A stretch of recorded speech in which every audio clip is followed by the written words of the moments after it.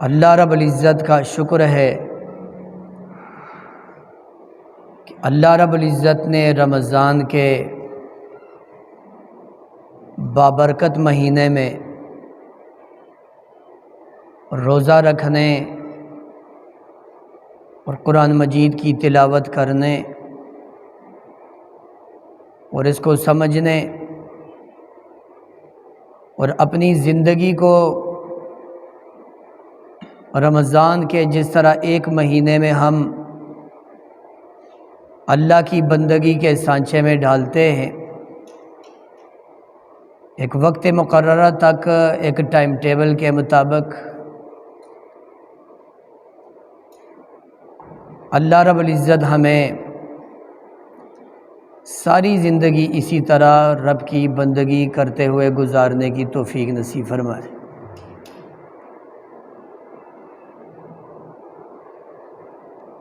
کہتے ہیں کہ جب سکتے کے مریض کا آخری امتحان لیا جاتا ہے تو اس کے ناک کے آگے آئینہ رکھ دیتے ہیں، اگر وہ آئینہ ذرا سا اس کے اوپر دھندلاہٹ پڑ جائے تو یہ اس کی زندگی کی امید کی کرن ہوتی ہے، اور اگر آئینے کے اوپر کچھ نشان بھی نہیں پڑتا تو اس کی زندگی کی آخری امید بھی ختم ہو جاتی ہے۔ مولانا ابو الاعلیٰ رحمۃ اللہ تعالی علیہ نے کتاب الصوم میں یہ بات نقل فرمائی ہے۔ سامعین محترم، اسی قول کے تحت ہم پھر یہ کہہ سکتے ہیں کہ الحمدللہ ہمارا معاشرہ وہ زندہ معاشرہ ہے کہ جب رمضان آتا ہے تو لوگوں کے اندر روزہ رکھنا، عام معمولات سے ہٹ کر رمضان کے اندر قرآن مجید کی تلاوت کرنا، یہ عام زندگی سے اور عام مہینوں سے زیادہ نظر آتا ہے، اور اس کے اندر دوسروں کے ساتھ اپنے مال کو خرچ کر کے ہمدردی کا اظہار کرنا، غرباء کا احساس کرنا، برائیوں سے بچنا اور رکنا، اور اللہ رب العزت کے احکامات کے اوپر زیادہ سے زیادہ عمل اور عبادات میں زیادہ انہماک جو ہے نا دکھانا، یقیناً ہمارے معاشرے میں یہ ہمیں نظر آتا ہے۔ تو اللہ رب العزت کی عبادت کو دیکھ کر اس مہینے میں بندہ پر امید ہو جاتا ہے کہ ہمارا معاشرہ الحمدللہ زندہ معاشرہ ہے۔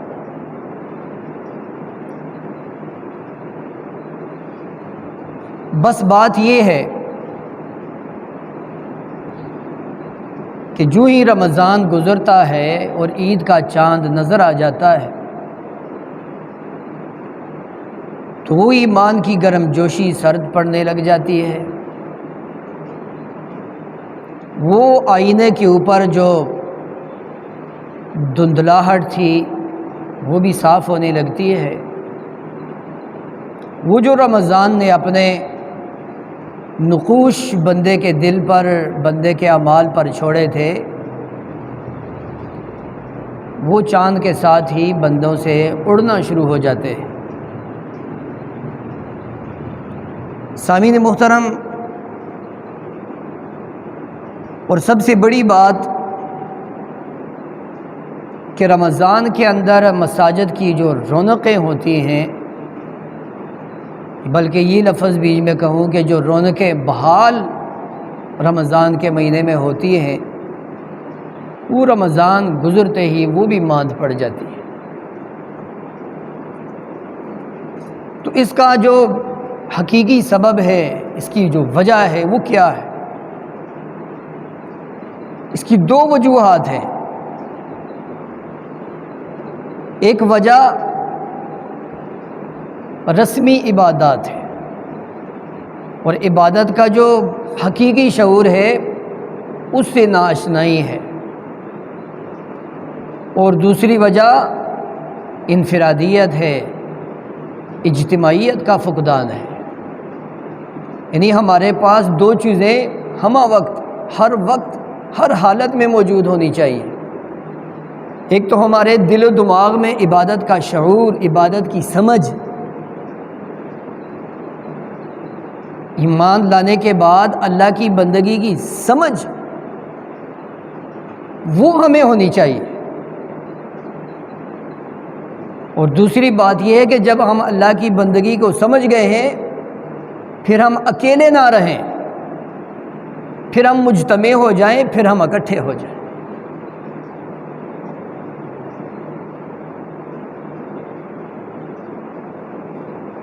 عبادت کسے کہتے ہیں؟ حقیقی عبادت کسے کہتے ہیں؟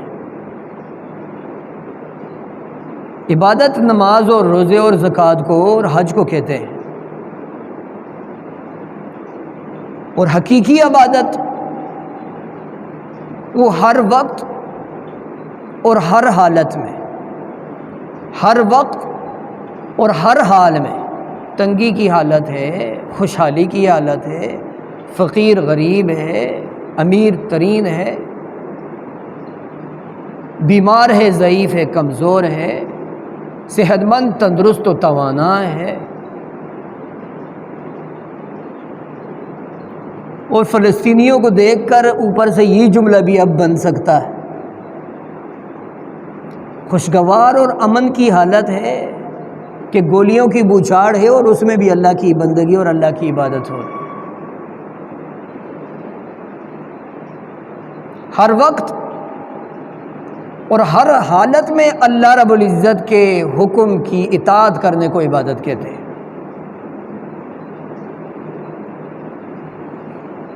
سامعین محترم، اگر ہم نماز کو ایک رسم سمجھیں کہ ہم نے جا کے ایسا کرنا ہے، یقیناً جو ہی رمضان گزرے گا اور اس رسم کے اندر جو ہے نا سرد مہری پڑ جائے گی، اس میں کمی یقیناً واقعہ ہوگی، جیسے آپ دیکھتے ہیں اور آپ دیکھتے جائیں گے۔ لیکن اگر ہر وقت جب بھی نماز کا وقت آ جائے اور جب بھی نماز آ جائے اور بندہ کہے بس وقت آ گیا ہے تو میں نے پڑھنی ہے، میں دکان میں ہوں تو میں نے اٹھ کے نماز پڑھنی ہے، میں دفتر میں ہوں تو میں نے نماز پڑھنی ہے، میں مزدور ہوں، میں کسی روڈ اور میں کسی مکان بناتے ہوں، میں کوئی مستری ہوں، تو میں نے اٹھ کے اپنا جو ہے نا اپنے رب کا حکم مان۔ ہر وقت وہ اللہ کی اطاعت اور بندگی کے لیے تیار ہو تو اسے اللہ کی بندگی اور اللہ کی اطاعت اور اللہ کی عبادت کہتے ہیں۔ یہ نہیں کہ ایک مہینہ اللہ کے لیے خاص کر دیا اور خالص کر دیا اور اس کے بعد پھر اللہ کی بندگی سے بندہ آزاد ہو جائے،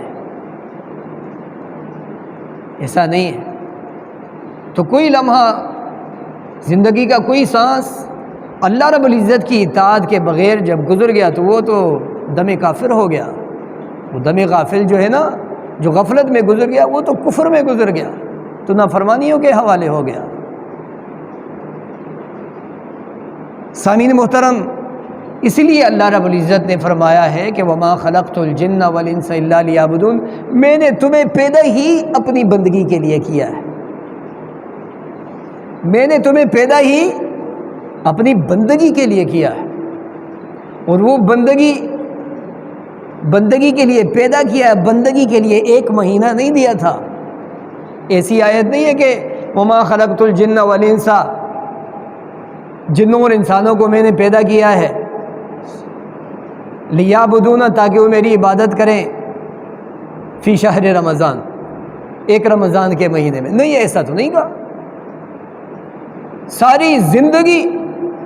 اللہ کی اطاعت میں گزرے، یہ بندہ اللہ کا بندہ ہے اور اللہ کی بندگی کرنے والا۔ سامعین محترم، جب اللہ رب العزت کا ہر حالت میں اور ہر وقت اللہ کا ہر حکم ماننا ہے، اسے اطاعت و بندگی کہتے ہیں، تو پھر ہر حکم ماننے کے لیے آپ اکیلے کیا کر لیں گے؟ اللہ تعالیٰ فرماتے ہیں جہاد کرو، تو کس سے لڑے گا؟ جا کر ملکوں سے ٹکرائے گا، کفار کی فوجوں سے ٹکرائے گا۔ تو ہی ٹکڑے ٹکڑے ہو جائے گا، تو کیا کر سکتا ہے؟ جب اللہ تعالیٰ تمہیں کہیں کہ نماز پڑھو تو اکیلے ہی بس نماز پڑھنے لگ جائے گا۔ وہ اللہ رب العزت نے جبرائیل علیہ السلام کو بھیجا کہ جا کر فلاں بستی جو ہے نا لوگوں پہ الٹ دو، تو جبرائیل امین نے فرمایا اللہ وہاں آپ کا ایک ایسا بندہ ہے جو آنکھ جھپکنے کے برابر بھی آپ کی نافرمانی نہیں کرتا، وہ آپ کی عبادت میں مصروف ہے۔ تو اللہ تعالیٰ نے فرمایا سب سے پہلے اس کے اوپر الٹ دو، پھر اس کے بعد تمام گناہ گاروں کے اوپر اور بستی والوں کے اوپر الٹ دو، اس لیے کہ یہ اپنی ذات کے لیے تو عبادت میں مصروف ہے، یہ صرف اپنی ذات کے لیے، اپنے آپ کو جنت میں، اپنے آپ کو جہنم سے بچانے کے لیے تو یہ مصروف ہے۔ یہ بڑا تیز دماغ والا آدمی ہے، یہ تو سمجھ گیا اتنی بات کہ میں بچ جاؤں بس۔ لیکن میں نے تو ہر مسلمان کو ایسا بنایا ہے کہ جب اس تک اس کے رب اور اس کے رسول صلی اللہ علیہ وسلم کی بات پہنچ جائے تو یہ دوسرے مسلمان تک اس بات کو پہنچا دے۔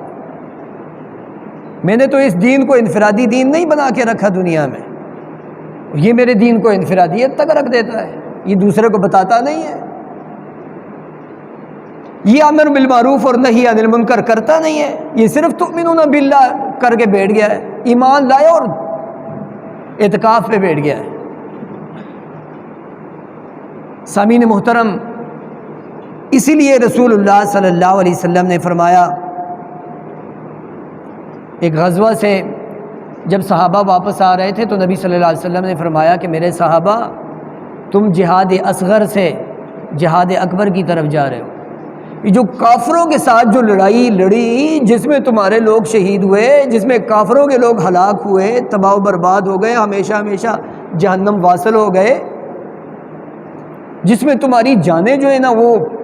کام آ گئیں، جس میں تمہارے مال یہ جو جہاد جو لڑائی تھی نا،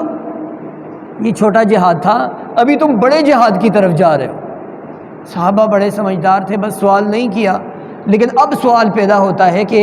اس جہاد سے اپنی جان دے دینے سے، اپنا گھر، اپنا بال بچے، اپنے سب کچھ چھوڑ کر دشمن کے ساتھ جا کے لڑنا اور اپنی جان کو جو ہے نا وہ سامنے کر دینا کہ یا جان جائے اور یا کافر کی جان لیں گے، اور یا تو اللہ کا دین اور اللہ کا جو کلمہ ہے وہ غالب ہوگا، اور وہ چھوٹا ہے۔ اور اب ہم کون سا بڑا کام ہے جس کے لیے ہم جا رہے ہیں؟ سامعین محترم، یہی بات ہے کہ رمضان نے ہمیں سکھائی پیاس کے اوپر، بھوک کی برداشت کے اوپر صبر کرنا، اپنی جائز بنیادی ضروریات تک سے اللہ رب العزت کی خاطر رک جانا، اور جب اللہ رب العزت نے وہ حلال اور جائز چیزوں کو دیکھنے اور پرکھنے اور امتحان لینے کے بعد چھوڑ دیا کہ چلو ٹھیک ہے یہ تو تمہارے لیے، بس اب عید اب تم بھی خوشی مناؤ، میں بھی خوش ہوں تم سے، کے بعد یہ کہتے ہیں حلال اور حرام دونوں اب جائز ہو گئے ہیں، اب جائز اور ناجائز کی کوئی تمہیں شعور ہی نہیں ہے، تمہارا عقل ہی نہیں ہے، تم کیا کرتے؟ تمہارے سے تو ہم یہ امتحان، تمہیں تو ہم یہ آزمائش، تمہیں تو ہم اس میں پرکھ رہے تھے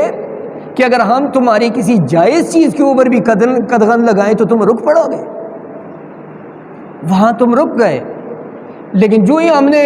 حلال اور جائز چیزیں تمہارے لیے آزاد کر دی تو تم تمام پابندیوں سے جو ہے نا وہ آزاد ہو گئے۔ یہ تمہیں کس نے آزاد کر دیا ہے؟ تمہیں حرام میں کس نے مبتلا کر دیا؟ تمہیں ناجائز چیزوں کا حکم کس نے دے دیا ہے؟ تمہیں شعور ہی نہیں، تمہیں پتہ ہی نہیں ہے، تم ویسے ہی ایک ٹائم ٹیبل، تم ویسے ہی ایک چین اور ایک کڑی میں بندھے رندے لوگ ہو، تم ویسے ہی نکیر اور فقیر بس ایک روڈ کے اوپر چلتے ہو، تو بس لوگوں کی دیکھا دیکھی آ کر تم بھی منہ بند کر دیتے ہو۔ سامعین محترم، ظاہر بات ہے کہ جب ماحول سازگار نہ ہو، ہر طرف گناہ ہی گناہ ہو، رمضان میں تو ہوتا ہے نا، وہ بھی روزہ رکھتا ہے تو ایک دن نہیں رکھوں گا میں، دوسرے تیسرے دن میں کہوں گا یار امی بھی رکھتی ہے، ابو بھی رکھتا ہے، بڑا بھائی بھی رکھتا ہے، بہن بھی روزہ رکھتی ہے، تو اب میں تو رکھ ہی لوں، گھر میں کھانا بھی کوئی نہیں دے رہا، اسی طرح جب امی بھی نماز پڑھتی ہے، ابو بھی پڑھتا ہے، وہ بھائی بھی پڑھتا ہے، چھوٹا بھی پڑھتا ہے، تو میں بڑا ہوں تو تھوڑا چلو میں بھی اٹھ کر چلا جاؤں، کوئی تو کہہ بھی دے گا کہ سارے چلے گئے ہیں تو نماز نہیں پڑھتا، تو نے اذان کی آواز نہیں سنی، اٹھ ہی جاتا ہے۔ یہ ماحول بھی بندے کو اللہ کی بندگی کے اوپر کاربند کر دیتا ہے، اس میں تو آسان ہو جاتا ہے۔ ابھی دیکھیں نا، ابھی ایک روزے کی فضول سی بحث کہ رکھ لو، لیکن چلو اس کا ہم نام نہیں لیتے، آپ ستم من شوال کر لیں، شوال کے مہینے میں رمضان کے بعد کے 6 روزوں کی آپ بات کر لیں تو رکھو نا۔ اس قاری صاحب رکھ لیں گے جی، بڑا مشکل ہے، ابھی تو رمضان کا مہینہ گزرا ہے، بڑے تھکے ہارے ہیں، بڑا مشکل ہے، یقیناً مشکل لگتا ہے، ماحول ہی نہیں ہوتا، ادھر ادھر جاؤ لوگ کھا پی رہے ہوتے ہیں اور تم نے روزہ رکھا ہوا ہے۔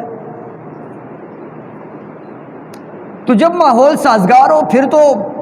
کام کرنا آسان ہو جاتا ہے، جب ہر کوئی وہی کام کر رہا ہے، اسے تو اجتماعیت کہتے ہیں۔ جب سارے آ کر آپ دیکھیں نا کہ جماعت کی نماز ہوتی ہے تو آپ 2 رکعتوں میں 10-10 منٹ کھڑے یہاں لگا دیتے ہیں، اپنی طرف خیال ہے نا، اپنا عقل ہر بندے نے اپنی طرف دوڑا دیا کہ نہیں، اور جب جماعت سے الگ ہو جاتے ہیں تو 12-12 10-10 رکعتیں 10 منٹوں میں پڑھ کے چلے جاتے ہیں۔ اجتماعیت کے ساتھ کھڑے ہیں تو سکون سے کھڑے ہیں، وہ جو کھڑا ہے ساتھ بوڑھا ضعیف آدمی ہے وہ جو کھڑا ہے، اب میں نہیں کھڑا ہو سکتا لیکن اب مجھے کھڑا، میں جوان ہوں، وہ جو کھڑا ہے، تو ایک دوسرے کو دیکھ کر بندے کے دل کے اندر ایک تسلی پیدا ہوتی ہے، بندے کو ایک صبر آتا ہے، بندہ اس پہ ثابت قدم ہو جاتا ہے اس کام میں۔ سامعین محترم، فلسطین کے اوپر اگر ظلم و ستم ہوتا ہے، آپ کہیں چلو یار اتنا سا 20% ملک رہ گیا ہے، اتنی سی پٹی ادھر سے بھی کاٹی ہوئی ہے، چھوٹی سی رہ گئی ہے، پٹی بھی غزہ کی پوری نہیں ہے، وہ چھوڑو یار،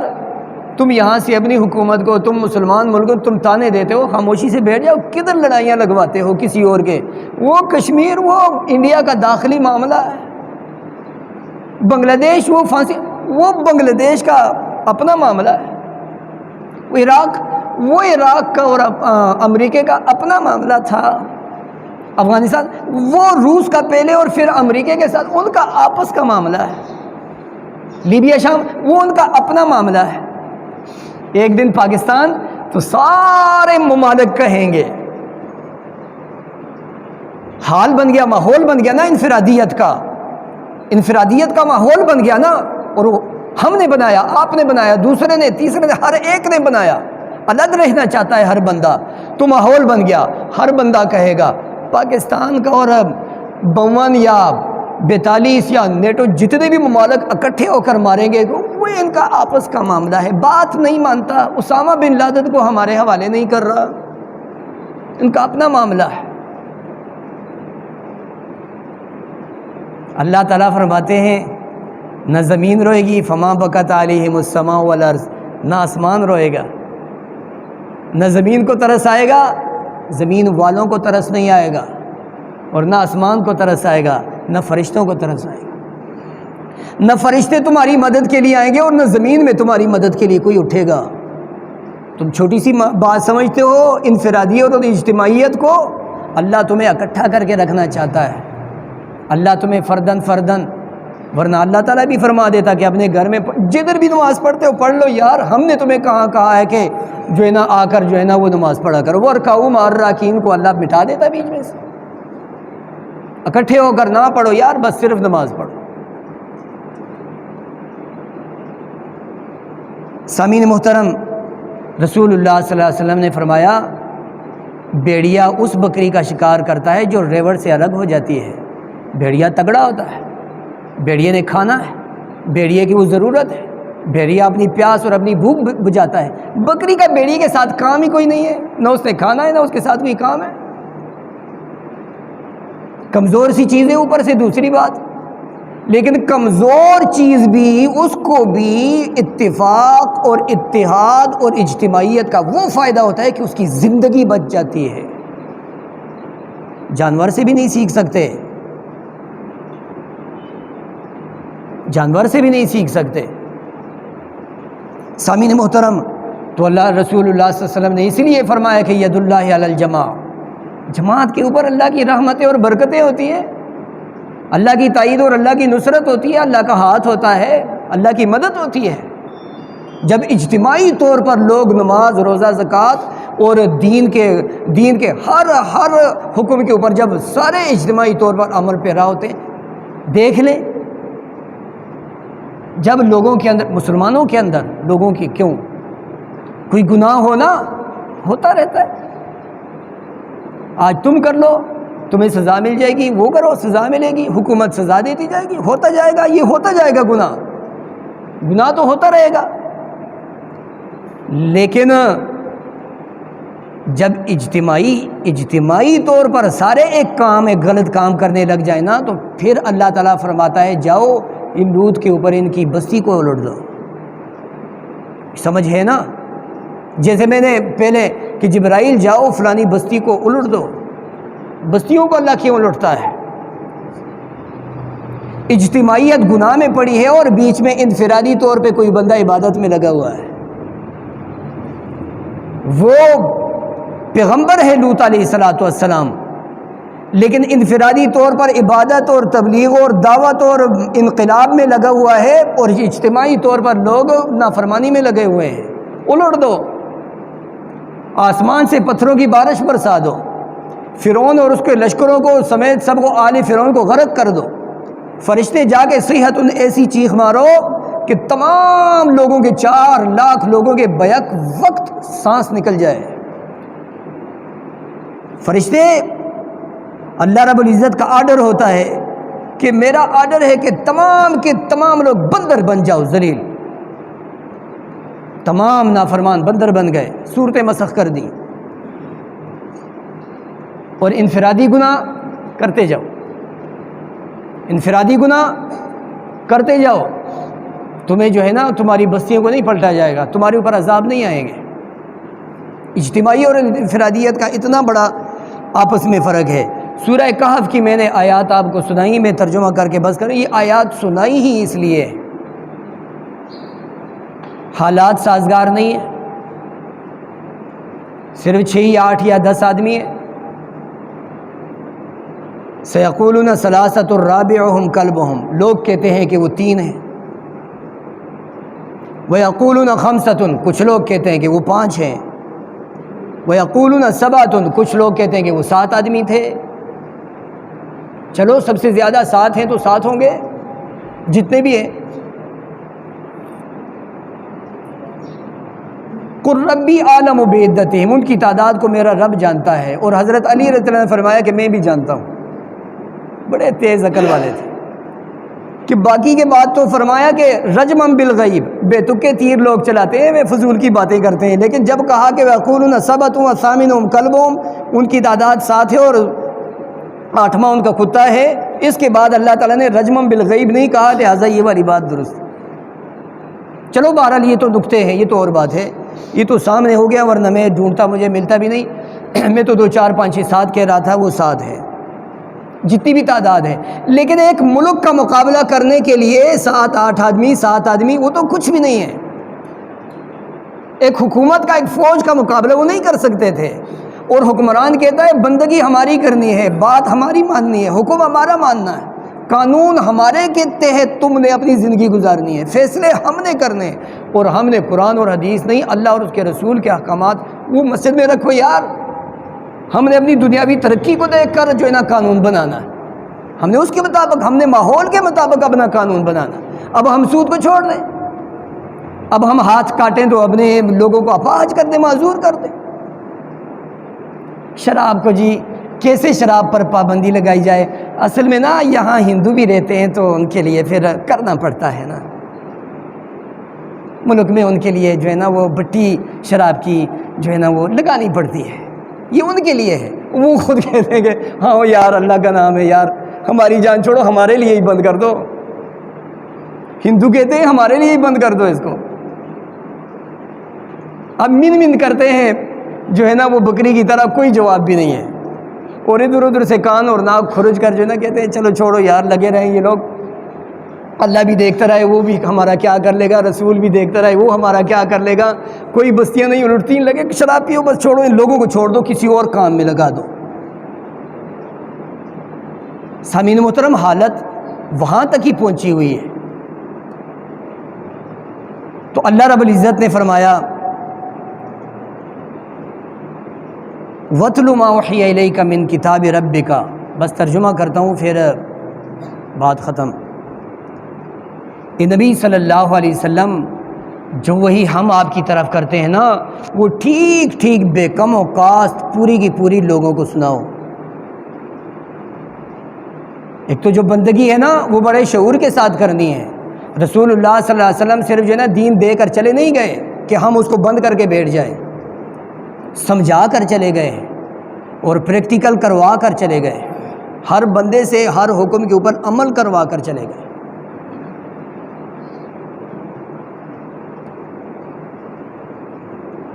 من کتاب ربک، اللہ رب العزت کی کتاب میں آپ کو جو جو احکامات دیے جاتے ہیں نا اس پہ عمل کرتے جاؤ۔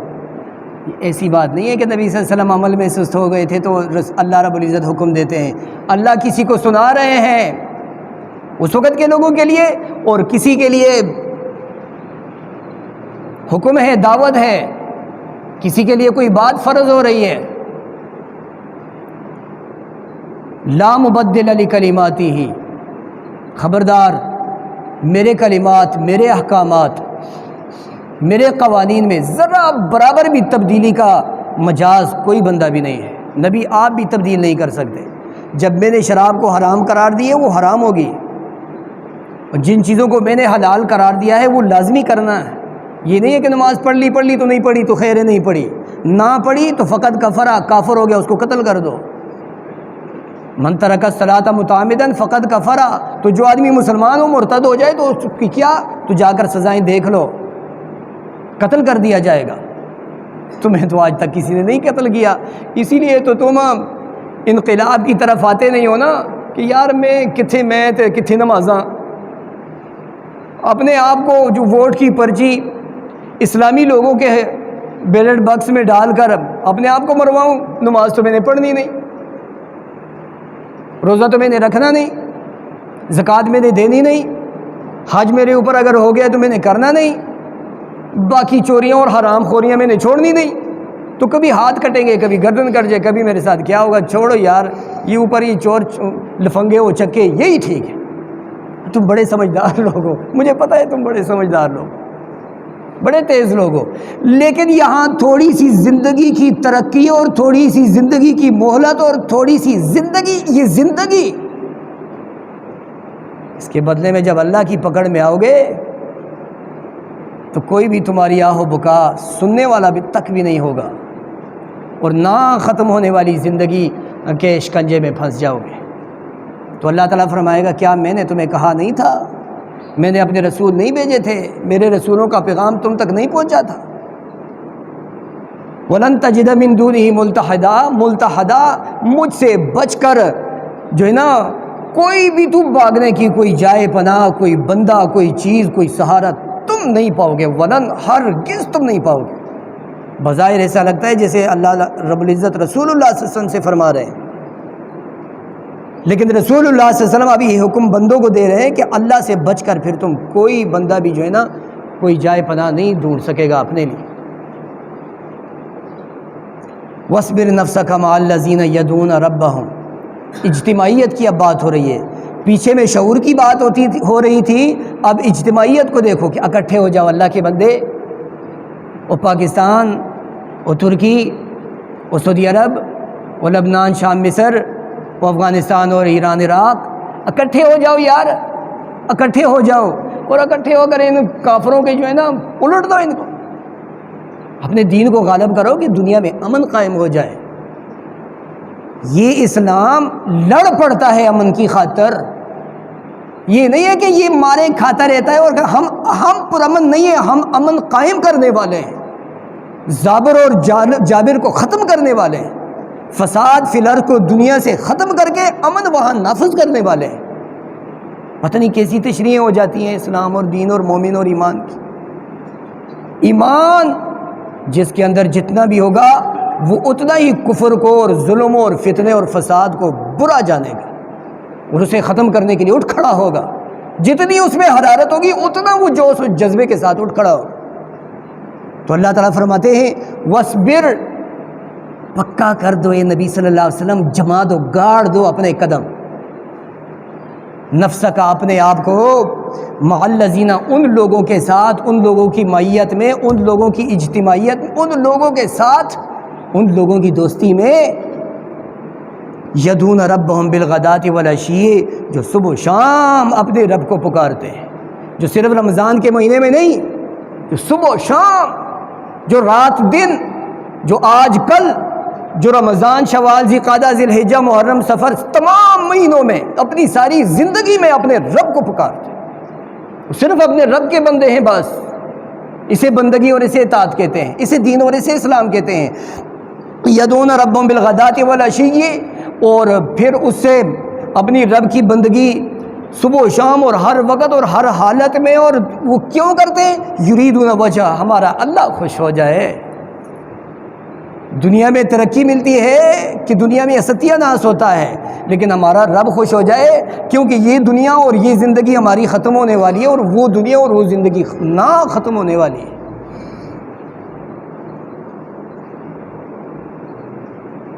وَلَا تَعْدُ عَيْنَاكَ عَنْهُمْ، ذرا سی بھی دیکھیں، پہلے بندہ کسی سے خفا ہوتا ہے نا تو اپنی آنکھ پھیرتا ہے، اپنی آنکھ اس کی طرف نہیں جھکاتا، التفات نہیں کرتا، لفٹ نہیں دیتا. وہ جب اس کا خیال بھی دل میں نہیں لاتا نا تو منہ پھیر لیتا ہے کہ دیکھ لے کہ میں خفا ہوں کیا. یہ دوسرے نمبر کی ذرا زیادہ خفقان ہوتا ہے. وہ جب اور بھی دل کے اندر بھی دشمنی پہنچی ہوئی ہو تو اٹھ کر سینہ بھی پھیر دیتا ہے، اور جب اس سے بھی آخری حد کی ہو تو اٹھ کے اس سے چلا جاتا ہے، بائیکاٹ کر دیتا ہے، تیرے ساتھ میرا کوئی تعلق نہیں ہے.